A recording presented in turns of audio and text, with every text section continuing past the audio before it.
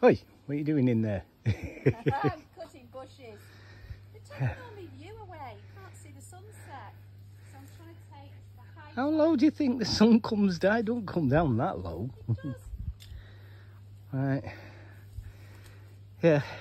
So we've done the gutters. Gutters are all sorted.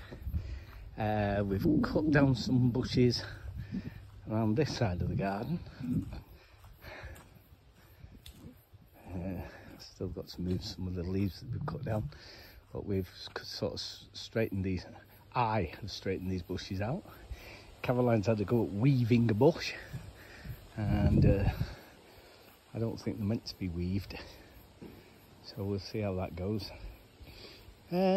Just generally tidying up a few things before it really is starting to get to the point where the time here is having to move again. So we've put a big list down of all the jobs that we need doing. Some of them are big jobs in the house that we're not going to get done because they include digging holes out, and Madam wants a swimming pool. She wants a swimming pool right there, right where our court's going to be. Yeah, so decking at the back so that we can see right over the fields, and then we can see the mountains at the back, which I think would be great, but not until we've sorted it all out. So it's going to take a bit to do some decking up there. Plum tree, looking really good. Let's take you around and show you some of the fruits that we've got in this back garden. It's absolutely incredible. We have plums, and they are gorgeous, absolutely gorgeous. Well, they're starting to fall off now, so the whole garden is actually quite full of them. This is a quince, and you can see the quince fruit. If anybody's got any ideas what you can do with quince, then that would be good. We have good old oak. Yeah, Madam wanted this saving. Something very English about an English oak. There's a couple of bushes here that we're not quite sure what they are yet. We thought that they might have been roses or something, but nothing's come up. There's another plum, but it's a different kind of plum. It's obviously very small with yellow fruits on. That one hasn't dropped many yet, so obviously these fruits come out a little bit later. We have a few sprigs of things at the back here, but we're not quite sure what these are either. They could be all sorts, to be honest. You never know. Another plum that's virtually finished. So the big mighty walnut tree, which we're not allowed to do anything with. Apparently it's got preservation orders on walnut trees in Bulgaria, and so you've got to be careful what you do with them. And the fruits are starting to come out. We also have pear.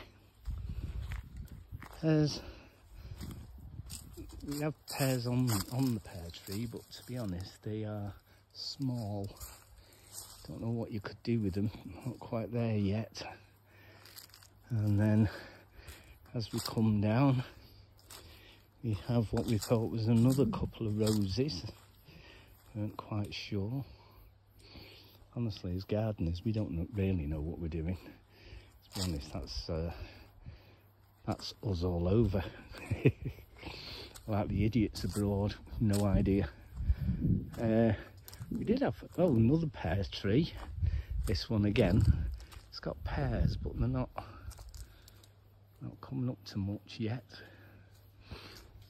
Nothing fallen on the floor yet, so they're not totally there yet. Oh, this is another pear. Sorry, I didn't see that. There's pear. We have got an apple tree somewhere. Somebody said we've got, well, I know we've got an apple tree somewhere, but where the apples are, I've no idea. I think it's this one. Sure. It's, yeah, a couple of tall trees. The pines, mighty pine. Yeah. So I put some marks, Caroline's put some marks on the trees that she wants taking out. But I think that it's quite expensive to take trees out. And I think we've got about 5. So any that you see with a little white dot on them, she wants to say goodbye to them. So that's the garden. That's the tour of the back garden anyway.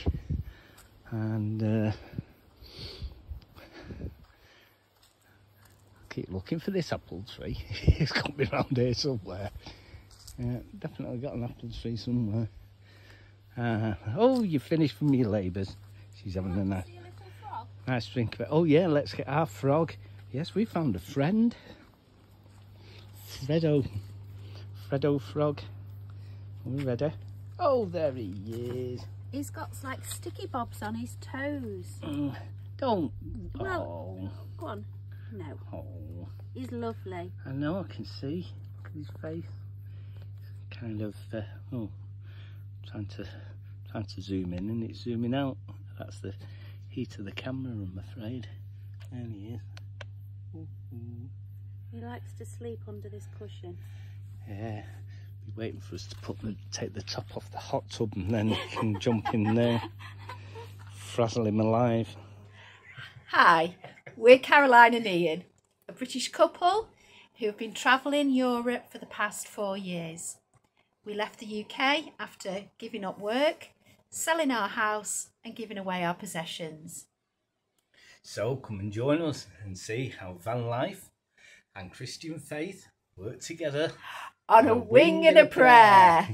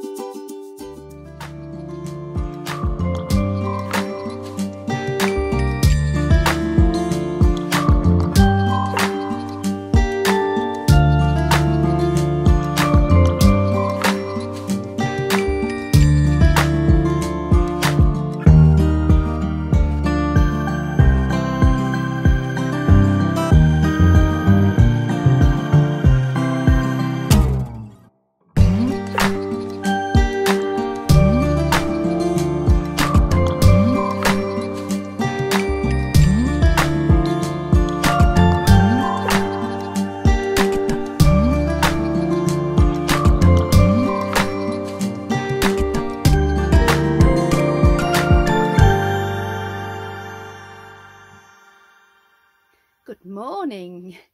So it's me again in a contemplative state, back in the same position I was in almost 12 weeks ago, and that is that our Schengen time in Bulgaria is running out. Wise old Mr. A was correct. The last time we left, we'd actually only been in the house for 8 weeks because we'd already spent time in Bulgaria before then, searching and having Christmas. And he said to me then, "You think this is hard? Wait until you've been there 12 weeks and see how hard it is to leave." And he's so right.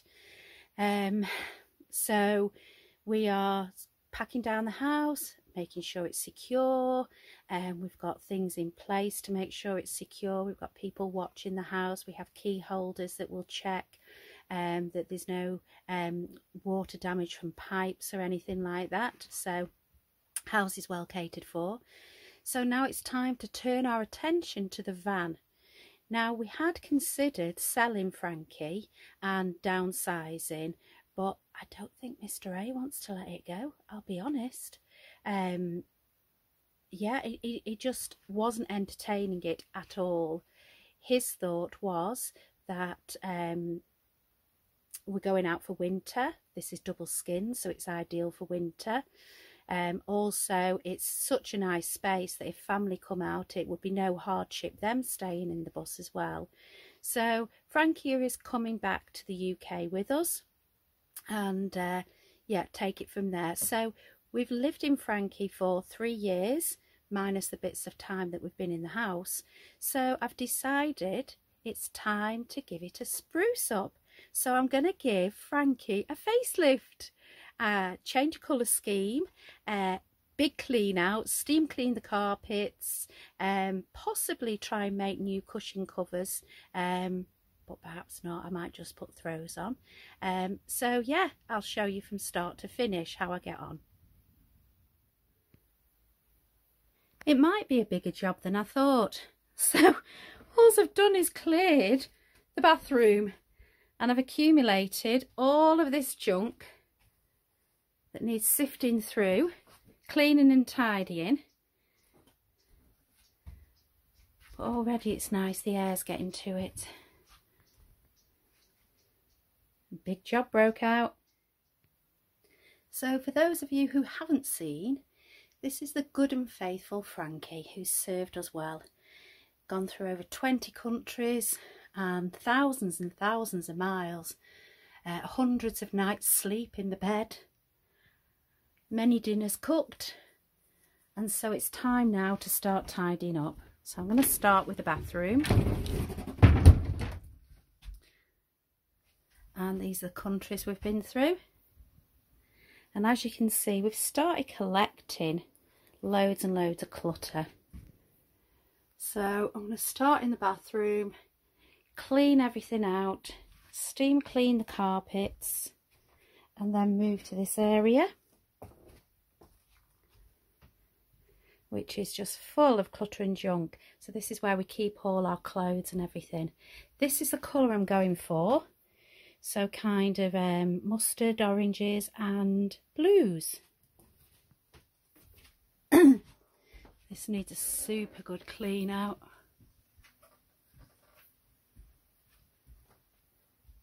And then these are the covers. So it can't be helped. This is where Delilah lies. We do put covers on them when we're travelling. That's where she lies. But unfortunately she wiggles and wiggles and the covers come off. So I'm going to see what I can do to try and tidy up these covers. Also, the covers in the front, many hours of bottoms on those seats while we've been driving. So I'm going to see if I can do anything for them as well. Oh, and the bed. So this is our nest. And it's huge. People always say, what do you sleep up there for? But it's actually, especially in winter, it really feels like you snuggle down in a nest. So, yep. Less procrastinating, more scrubbing and tidying, Mrs. A. Crack on now. Well, it's 5 days now before we leave, and I'm actually getting a little bit excited. I'm so glad that we decided to do a little tidying up of Frankie and making her nicer. I've definitely rekindled my love for her, and just so thrilled that she's taken us so far, and I've got a lot of gratitude for Frankie. Yeah. So yeah, 5 more days. I've been doing loads of talking to the family and friends. Everybody's getting excited we're coming back. I'm getting excited that we're coming back now. So yeah, can't wait to see the family and the grandchildren. So people asked, we actually have 4 children. We have 7 grandchildren, and we have another grandchild on the way, and that grandchild will be born when we get back. So yeah, very exciting times to come home for. Oh, and as well, it's my 60th birthday in December. So just a prompt there in case the children would like to do anything for me. Who knows? So tidying the van took a heck of a lot longer than I thought. I thought, well, you know, perhaps a day's job. It's took me nearly a week. So I'd like to give you a tour of the newly refurbished Frankia. So starting with the smallest space, this is how you have to live in a van. You have to make the most of any space you've got. So up in this shower cubicle, we hang all our hiking bags, shopping bags. Down in the bottom of the cubicle normally lives our spare water bottles and our laundry basket. And the beauty of this cubicle, especially in winter, we have hooks up there. If our coats get wet, then we can just, there is a heater blower down there, we can just shut the door and it becomes a drying cubicle. So no wet coats dripping over our heads like we used to have. So just a big tidy up. All the cupboards are now sorted. Did a good job. Oh, I made this. So this is my little hanging basket, and I've crocheted some crocus because I've realised that plants don't live very well in here, and then I've just stuck some fake leaves in. So that's my little crocus, and another little plant here as well. Then we move on to the next area. So this is the area that pulls out into a king-size bed as well. I don't know if you've all seen it, but if I unhook this handle there and I press this button here,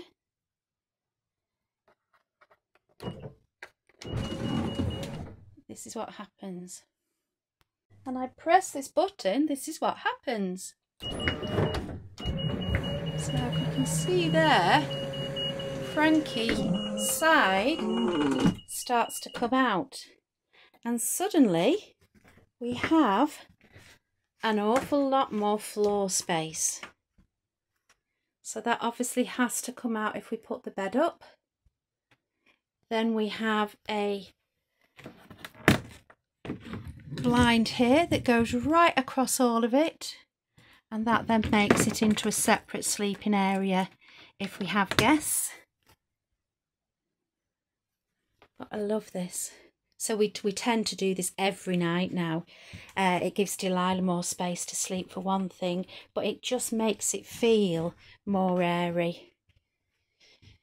So you've got this nice living space then. And then if we move down, not done anything to the kitchen area but giving it a jolly good clean. Put all the pots and pans back in, all the cutlery is back in. Even started packing all the stuff. So this is a great cupboard because it's got 3 chambers. The bottom one, this one, and then another one at the top. So really good use of space there. Then the seating area. So I decided to go for blue, and rather than getting throws this time, I've gone for curtains. So this material is really hard wearing, but the other thing is it's quite thin as well. So it means that if I need to wash it, it's going to dry really quick because we're out for winter. So much easier than wool throws. Instead of doing the covering the seats, I just got these cushion pads. And this hides a multitude of sins, but it also just makes it nice and tidy. And I can swish those over, so I've got 2 sides before they get mucky. And then the bed, I've put all new bedding on. Well, the bedding is actually from out of the house. And then I've got the same material and I've just covered the 2 ends so that they all match in. Now I've gone a bit whimsical, folks, and I've added flowers everywhere. Ian said it looked like the botanist pub. But just a touch of blue. So this is the most beautiful Frankie, ready for her journey, taking off in 5 days. Afternoon, ladies. So we've come for a walk and these cows have decided to follow us. They've followed us from all the way up there, right the way down. We would really like to cross and get over there to get some shade for Delilah, but we're going to stay this side of the fence.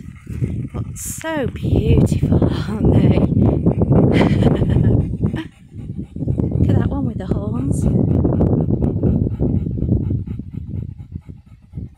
right, Delilah, we'll get you in the shade in a minute. Good girl.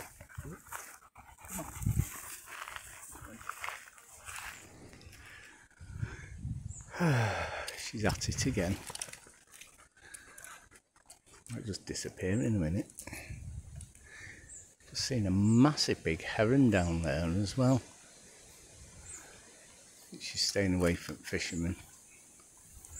Problem is, we come down to this water area. Yeah, just come down to this big area, but I can't see how we can get round it to get back where we started from. So, anyway, see how far Delilah will go in. You know how she hates water. Go follow your mum.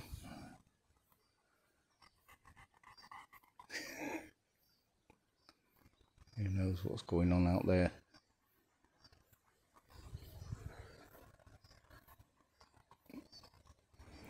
Well, she found somewhere deep enough.